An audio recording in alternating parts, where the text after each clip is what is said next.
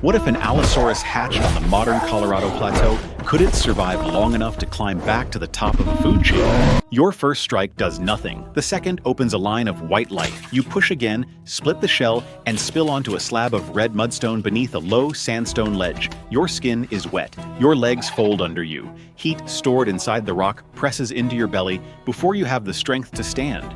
3 more eggs lie along the same shelf. One opens quickly, another takes longer.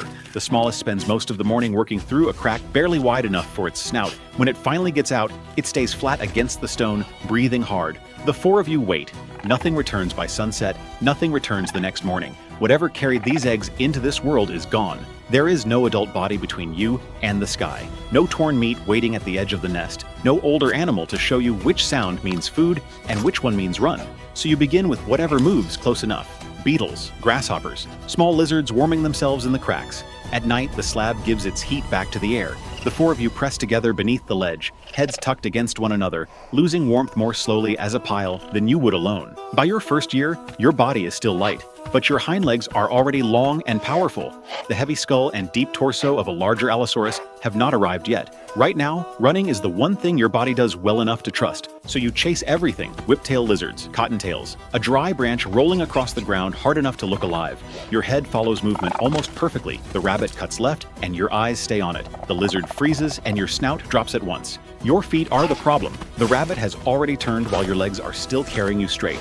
The lizard vanishes into a crack, and your jaws close on grit. 4 growing mouths empty the ground around the ledge quickly. Every week, all of you have to range farther from shelter.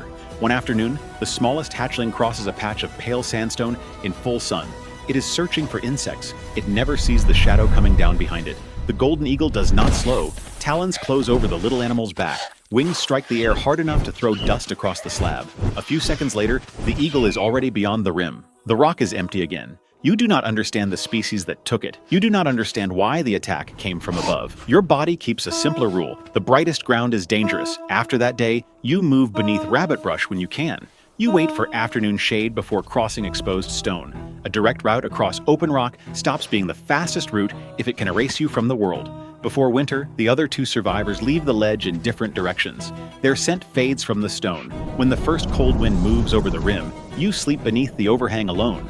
In your second spring, you leave the rim and drop into a dry wash below the mesa. The banks cut off most of the sky. Broken sandstone holds wood rats, ground squirrels, and lizards. There is less room to run here, but there is also less room for danger to fall out of the sun. The first coyote you meet is standing over a dead rabbit. It sees you coming, picks up the carcass, trots a short distance, and stops to watch. At this size, you are already large enough to make one coyote give ground. That does not mean you are large enough to keep everything you catch. The first theft happens over a lizard. One coyote comes in from the front, barking and hopping just inside your reach. Your head locks onto it. Your body begins to turn. A second coyote runs in from behind your shoulder, lifts the lizard, and is gone before your feet finish moving. You charge, they split apart. You follow one, then the other, and every turn leaves a different side open. A minute later, you are standing in the middle of the wash, breathing hard, with nothing to eat. A few days later, they take a ground squirrel the same way. So you change the place where you feed. The next time you make a kill, you drag it beneath an undercut bank. Rock closes the space behind you. Only one approach remains open. Then one of your forelimbs comes down over the carcass. Those 3-fingered arms cannot catch a rabbit. They cannot carry you, but the curved claws can pin a small body against the dirt while the coyotes circle beyond the bank. For the first time, you finish an entire rabbit. The lesson is not how to kill. The lesson is that death does not automatically make food yours. That winter, prey thins out across the wash. One morning, you catch a faint smell beneath the dry mineral scent of the slope. It is old, but it belongs to the ledge, to the nights when 4 bodies slept together under the rock.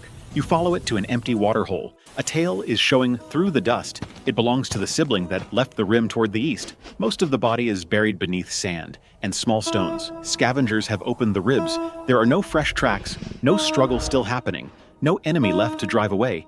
It died where the water had already disappeared. You lower your head and smell it several times. Nothing answers. At dusk, coyotes appear along the upper bank. They wait. You do not chase them. Wind moves through the wash until the last familiar scent is almost gone. The next morning, you leave.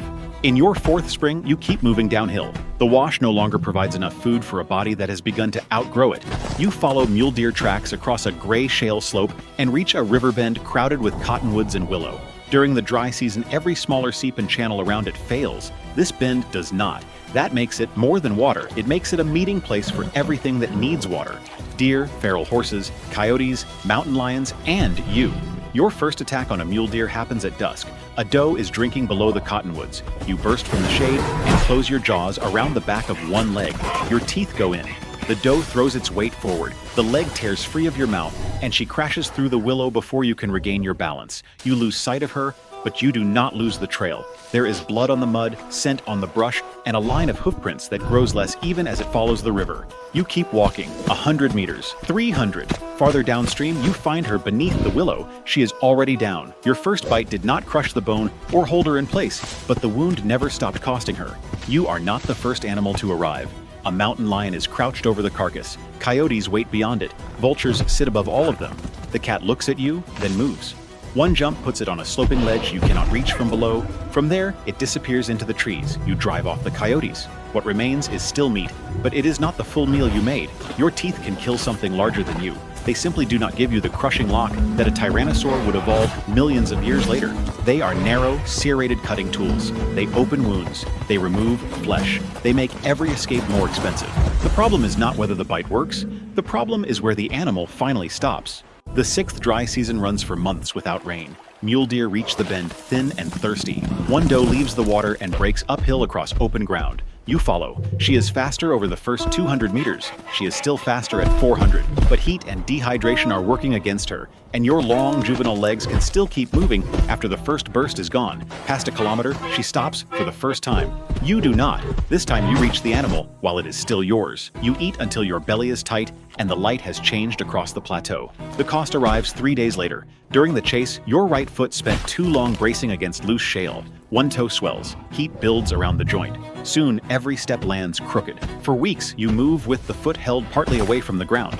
The bone closes, but it does not return to its old shape. From then on, the foot angles slightly outward. On loose slopes, your body wants to tip in the same direction. When the swelling is gone, you try another chase. At 200 meters, the old pain returns. At 400, you slow down before the deer forces you to. The hunt ends without a final sprint. You have not lost the ability to hunt. You are losing the body that made chasing your first answer to everything. Your chest is deepening. Your skull is gaining mass. Your trunk and tail are becoming heavier. The legs that once carried a light juvenile now support an animal moving toward a very different shape. By winter, you no longer run after every animal that bolts. The body that only knew how to chase does not come back. Over the next 6 years, the dry wash becomes too small for you. The bank that once covered your back cannot fit your shoulders. Rabbits cross in front of your feet, and you let them go. The calories in one small animal no longer repay the turn it would take to catch it. You begin choosing larger prey. You also begin waiting for it to come closer. The same mountain lion still lives above the river bend. On broken ground, it is better than you at almost everything. It can climb sloping rock, pass through narrow timber, and drag a deer onto shelves where your bad foot cannot hold. Twice you try to reach it. The first time, it goes straight up a cottonwood and watches from a branch. The second time, it cuts behind a boulder. Your head follows, but loose stone rolls under your right foot. Your jaws close on dust. You never touch the cat. The cat never tries to fight you. When you find one of its cached deer, it leaves. When you move on, it returns to whatever remains. Sometimes it finds an animal you wounded before you do. Sometimes you take a carcass it killed during the night. The coyotes stay outside both of you, waiting for the largest bodies to finish. No one is winning a feud. Every animal is deciding how much injury one meal is worth. Your own body keeps changing the answer. When a deer is already down, your forelimbs begin to matter again. You hook the ribs or shoulder close to your chest. The arms do not wrap around prey like a cat's, but they can hold a carcass in place for a moment while your neck pulls the head down and back. That brief anchor lets the teeth cut deeper. It is a feeding motion first. Later, it becomes something more. You also learn the ground around the bend. The shale face slides in rain and becomes worse under snow. Every step on it asks the damaged foot to make a correction. It no longer makes well. Only one strip of exposed sandstone crosses the slope without moving. The mountain lion uses it. The deer use it. You use it every time you travel between the river and the upper bench. Years of traffic leave hoofprints, paw marks, and the uneven three-toed track of your right foot pressed into the same route. It is not a trap. It is simply the only part of the slope that holds still beneath you. Snow closes the upper grazing ground in your 13th winter. A band of feral horses moves down the valley toward the river. At the back is an old stallion with a damaged right hind leg. Every time he crosses loose shale, one hip drops and the rest of the body has to catch up. You do not rush him. You move downwind, using brush and rock to break your outline. The horses keep descending. The injured stallion falls farther behind. By the time he steps onto the hard sandstone crossing, the distance between you is finally short enough. You explode forward. The first bite cuts across the outside of his injured leg. He wheels and fires both hind feet. Years ago, you would have stayed attached and tried to make one bite do everything. Now the teeth pass through and you release at once, moving outside the kick before it reaches your chest. The stallion runs. Dark drops mark the pale stone. You do not sprint after him. You stay close enough to keep the trail, far enough to avoid wasting the bad foot. The rest of the horses leave the valley. The stallion continues along the one line that will not slide beneath him. You follow. The distance never fully closes, but it no longer opens. Less than 200 meters above the river, the stallion stops and turns to face you. His front legs begin to fold. The body drops beside the sandstone root. This time, the animal does not vanish into willow a kilometer away. The mountain lion does not find it first. The coyotes do not strip it while you search. It falls where you can still see it. The cat appears on the ridge above. It watches for a moment, then leaves for another drainage. Coyotes stand at the timber edge. You place one forelimb across the stallion's shoulder and lower your head to feed. When you were small, every meal had to be swallowed before something came from behind and took it. Now there is no reason to hurry. The coyotes wait until the light begins to fade. Then, one by one, they disappear into the trees. In spring, you return to the rim. The low sandstone ledge is still there. The red mudstone still holds sunlight through the afternoon and gives it back after dark. You settle onto the place where the egg opened 13 years earlier.